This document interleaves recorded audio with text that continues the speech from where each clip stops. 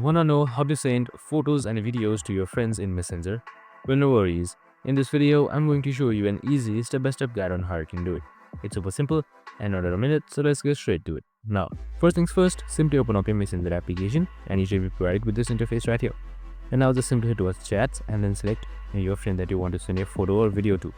So now once you have selected your friend to send your photo or video, their chat interface would look like this. So there should be messages sent by them and you as well. Now, in order to send photos and videos, right down below messages, you can see this photo icon right here. This should be right below camera. So you can just simply select it.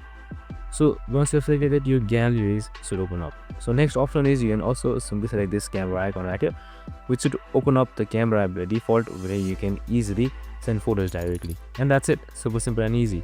I hope this video helped. If it did, make sure to like, subscribe, and tune in with us for more of these videos. Have a good day and see you in the next one.